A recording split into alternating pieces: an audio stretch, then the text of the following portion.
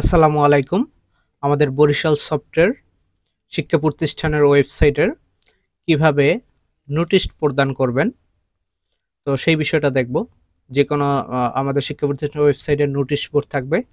এখানে আমরা কোনো নোটিশ আপডেট করা নাই বা নোটিশ অ্যাড করা নাই, সেজন্য আমরা দেখতে পাচ্ছি না। বা এখানে যদি নোটিশে ক্লিক করি, এখানে সকল নোটিশ দেখা যাবে।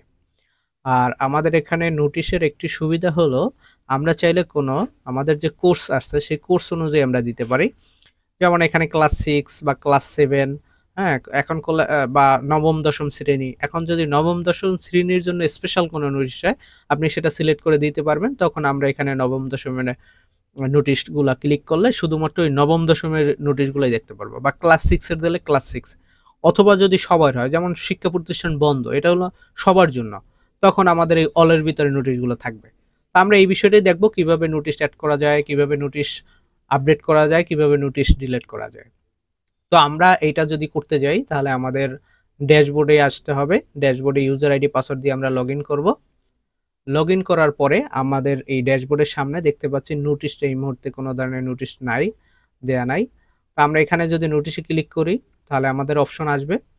অথবা আমাদের এই যে বাম পাশে একাডেমিক কর্নার আছে, এই একাডেমিক কর্নারে যদি ক্লিক করি, তাহলে এখানে দেখেন এই যে উপরে আছে নোটিশ, ক্লাস রুটিন, পাঠ্যসূচি, এখানে এরকম অনেকগুলো অপশন আছে। তো তার ভিতরে যে নোটিশ অপশন থাকবে, আমরা এখানে ক্লিক করব। তো নোটিশ অপশনে ক্লিক করার পরে আমাদের এই নোটিশের এই অপশন অন হবে। এখানে দেখেন অ্যাড নিউ নোটিশ নামে একটা বাটন আছে, আমরা এখানে ক্লিক করব। ক্লিক করার পরে সাধারণত নোটিশে যে তথ্য দরকার হয়, এখানে দেখেন প্রথমত নোটিশ টাইটেল, অর্থাৎ আপনি কি বিষয়ে নোটিশ দিচ্ছেন তার একটা টাইটেল দিতে হবে। তারপরে কোর্স সিলেক্টেড, এটা কোনো বিশেষ কোনো কোর্সের জন্য কিনা, যেমন ক্লাস 6 এর জন্য স্পেশাল কিনা বা এরকম। আর যদি স্পেশাল না হয়, তাহলে অল কোর্স, মানে সকল, মানে পুরা শিক্ষা প্রতিষ্ঠানের জন্য এটি থাকবে। এখানে হলো ডিসক্রিপশন, তারপরে আছে অ্যাটাচড ফাইল। একটু জিনিস বলে রাখি, সেটা হলো আমাদের এই নোটিশ আমরা চাইলে তিনটা টাইপের আমরা নোটিশ দিতে পারি। এক নম্বরে হলো, ধরেন আমরা এখানের তো ডিসক্রিপশন, অর্থাৎ শুধু লেখার মাধ্যমে নোটিশ দিতে পারি। আমি সবগুলোই দেখাবো ধাপে ধাপে। লেখার মাধ্যমে নোটিশ দিতে পারি, অথবা ইমেজ আপলোড এর মাধ্যমে নোটিশ দিতে পারি, অথবা পিডিএফ এর মাধ্যমে নোটিশ দিতে পারি, সেটা। তো প্রথমে আমরা একটা নোটিশ করি, নোটিশ দেই, ইমেজ নোটিশ দেই। আমি দ্রুততার জন্য আমি আগে থেকে লিখে রাখছি, সেটা আমি করছি। তো প্রথমে আমরা নোটিশ টাইটেল দিব, আমি আগে থেকে লিখে রাখছি দ্রুততার জন্য। তো আপনারা এখানে টাইপ করে দিবেন। আপনারা চাইলে মোবাইল থেকেও কিন্তু এই নোটিশ আপডেট করে দিতে পারবেন। আমাদের পুরো ড্যাশবোর্ড মোবাইল রেসপন্সিভ, মোবাইল বা কম্পিউটার যে কোনো ডিভাইস থেকে আপনি সুন্দরভাবে ইউজ করতে পারবেন। আচ্ছা, প্রথমে নোটিশ টাইটেল দিলাম, যে স্কুল বন্ধের নোটিশ দিলাম। তারপরে এইটি কোন কোর্সের জন্য, স্পেশাল কোনো কোর্স কিনা, না এটা সবার জন্যই, তাহলে অল কোর্স থাকবে। এবং নোটিশের আমি কোনো ডিসক্রিপশন লিখবো না, এটা বলাই আছে অপশনাল, আমি কোনো কিছু লেখা দিলাম না। আমি শুধুমাত্র এখানে আমাদের প্রতিষ্ঠানের যে প্যাড আছে, এই প্যাডে যে নোটিশ দেওয়া হয়েছে সেখানে প্রতিষ্ঠান প্রধানের সিগনেচার করা আছে, আমি ওইটা জাস্ট আপলোড করে দেব। ওইটা অবশ্যই আমাদেরকে এখানে কিছু ফরম্যাট থাকতে হবে, যেমন আমাদের এখানে কি কি ফরম্যাটে আপনি দিতে পারবেন সেটা দেওয়া আছে। তো আমরা জেপিজি বা ইমেজ ফরম্যাটে দেব। তো আমরা ব্রাউজে ক্লিক করব। ব্রাউজ থেকে আমরা ডেস্কটপ থেকে আমরা একটি নোটিশ সিলেক্ট করলাম, ডেমো নোটিশ। দেন আমরা এটা পাবলিশ করে সেভ করব। পাবলিশ মানে এটা দৃশ্যমান থাকবে।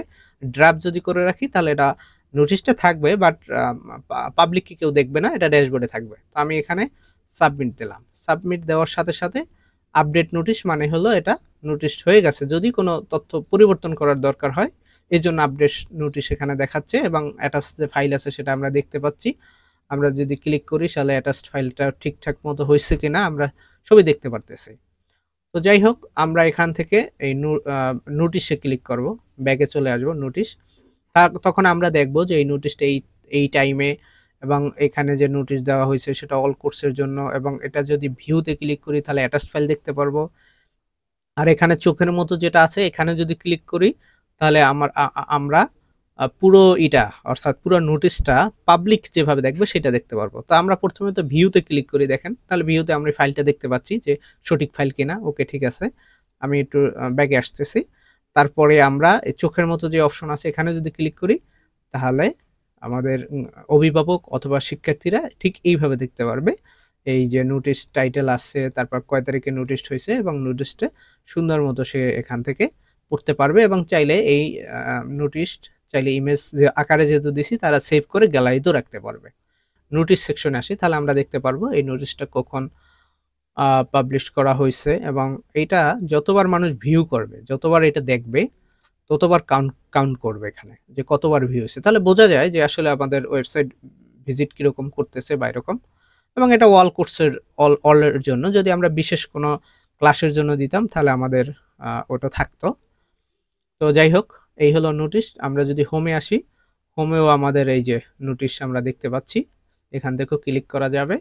তো এইভাবে নোটিশ আমরা যুক্ত করতে পারি। আমি অন্য আরও একটা নোটিশ অ্যাড করে দেখব। তাহলে আমরা ড্যাশবোর্ডে আসলাম। ড্যাশবোর্ডের ঠিক আমাদের যে একাডেমিক কর্নার আছে সেখান থেকে নোটিশে ক্লিক করব। নোটিশে ক্লিক করার পরে অ্যাড নিউ নোটিশে যাব। এখান থেকে নোটিশ টাইটেল লিখব। তো আমরা এখানের একটি টাইটেল দিলাম, এসএসসি পরীক্ষার সময়সূচি। আচ্ছা, এখানে অল কোর্স, এখানে আমাদের নবম দশম সিলেক্ট করে দিই তাদের জন্য স্পেশাল। তো আমরা এখান থেকে এবার এখানে থেকে অ্যাটাচ যে ফাইল আছে সেই ফাইলে যাব। অ্যাটাচ ফাইল থেকে আমরা এবার একটা পিডিএফ ফাইল দেব। অনেক সময় হতে পারে আপনার নোটিশটা অনেক বড়, অনেকগুলো পেজের হতে পারে, তখন আপনারা পিডিএফ তৈরি করে নিতে পারেন। তো আমরা পিডিএফ আকারে পাবলিশড রেখে আমরা সাবমিট দেব। সাবমিট দেওয়ার সাথে সাথে তাহলে আমরা নোটিশটা আবার প্রিভিয়াস মোডে অর্থাৎ আপডেট মোডে আসবে। তখন আমরা দেখতে পারবো যে বা কোনো পরিবর্তন যদি দরকার হয় আমরা পরিবর্তন করতে পারবো। এখানের এই যে পিডিএফ ফাইল দেওয়া আছে সবকিছু ঠিক যদি থাকে আমরা এই নোটিশে ক্লিক করব। নোটিশে ক্লিক করলে আমরা ব্যাগে আসব এবং আমরা দেখতে পারবো যে এসএসসি পরীক্ষার সময়সূচি দিচ্ছি এবং এটা বিশেষ ক্লাস 9-10 এর জন্য। এবং এখানে ভিউতে গেলে আমরা ফাইল পিডিএফ ফাইলটি ভিউ করতে পারবো। যদি ক্লিক করি তাহলে পিডিএফ ফাইলটা আমরা দেখতে পাচ্ছি, এই পুরো ফাইলটা আছে। তো যাই হোক, আমরা একটু ব্যাগে আসি। এবার চোখের মতো যে অপশন আছে সেখান থেকে আমরা পুরো ফাইলটা দেখতে পারবো। তো যাই হোক, আমরা এবার একটু ফ্রন্ট সাইডে আসি অর্থাৎ ওয়েবসাইটে আসি। আমরা এখান থেকে নোটিশ প্যানেলে আসব। সেখান থেকে আমরা দেখতে পাচ্ছি যে এসএসসি পরীক্ষার সময়সূচি। হ্যাঁ, এখানে এটা এখন পর্যন্ত ভিউ হয় নাই, কেউ দেখে নাই। তা আমরা এখানে যদি ক্লিক করি তাহলে দেখবেন এটা একটা পিডিএফ ফাইল আছে। ভিউ অ্যাটাচ ফাইলে যদি আমরা ক্লিক করি তাহলে দেখবেন এখান থেকে পিডিএফ ফাইলটা আমরা দেখতে পাচ্ছি। এইভাবে অভিভাবক বা শিক্ষার্থীরা নোটিশ দেখতে পারবে। তো আমরা আবার ড্যাশবোর্ডে চলে আসি। ড্যাশবোর্ডে আমরা এখানে দেখতে পাচ্ছি। তো ড্যাশবোর্ডে আমি আরেকটা নোটিশ করব। অ্যাড নিউ নোটিশে যদি ক্লিক করি, এবার আমরা করব শুধু টেক্সট নোটিশ, কোনো ফাইল আমরা অ্যাড করব না। তাহলে আমরা একটা ডামি টেক্সট নিয়ে আসি যে নোটিশ টাইটেল কি বিষয়ের নোটিশ আমি সেটা লিখে দিলাম। এটা অল কোর্স সকল কোর্সের জন্যই থাকবে। তারপরে আমরা এখানে কিছু নোটিশের লেখা দিয়ে দিলাম, দেন আমরা সাবমিট দিলাম। তো এখানে কিন্তু কোনো অ্যাটাচড ফাইল আমি করি নাই, শুধু টেক্সট নোটিশ আমরা করতে চাই। আমরা আবার আমাদের নোটিশ প্যানেলে চলে আসি। এখানে যদি আসি তাহলে দেখবেন হোয়াট ইজ লরাম ইপসাম নামে একটা নোটিশ আছে। আমরা যদি ভিউতে যাই তাহলে দেখবেন ওই টেক্সট আমি যেটা লিখে দিয়েছিলাম সেটা এখানে দেখা যাবে। তার মানে আমরা দেখতে পারলাম যে আমাদের 3 ধরনের টাইপের আমরা নোটিশ দেখতে পাচ্ছি। একটা হলো যদি আমরা শুধু লেখা দিই তাহলে এখানে সেটা আসবে, প্লাস এটার কোনো ফাইল নাই, এমটি শো করবে, অ্যাটাচ ফাইল নেই, শুধু এটা টেক্সট আকারে আছে। আর একটা এসএসসি পরীক্ষার সময়সূচি, এটা আমরা পিডিএফ আকারে দিছি। আমরা ভিউতে গেলে সেই পিডিএফ ফাইল দেখতে পারবো। তারপরে আমাদের যে বন্ধের যে নোটিশ দিছি এটা আমাদের ইমেজ আকারে দিয়েছি। এই আপনাদের প্রতিষ্ঠানের সুবিধা অনুযায়ী আপনারা যে কোনো ধরনের নোটিশ প্রদান করতে পারবেন। এখন নোটিশের যদি কোনো তথ্য আপডেট করা দরকার হয় তখন কি করবেন, এখানে এই ইডের যে অপশন আছে বা আইকন আছে সেখানে ক্লিক করবেন। এখানে আপনি পরিবর্তন করে যান। আমি বোঝানোর জন্য আমি অন্য কিছু দিয়ে যাচ্ছি, আপডেট এটা লিখে দিয়ে দিলাম যাতে বুঝে যে পরিবর্তন আসছে। এখানে কিছু একটা লিখে দিলাম, দেন আমি সেভ চেঞ্জ যদি দিই তাহলে এটা কিন্তু আপডেট হয়ে যাবে। এটা আপডেট হয়ে গেছে। আমরা যদি এখন আমাদের একটু আমাদের নোটিশ সেকশনে আসি এবং এই দেখেন এই যে আপডেট কথাটা আসছে। তো খুব সহজেই পরিবর্তন করতে পারবেন।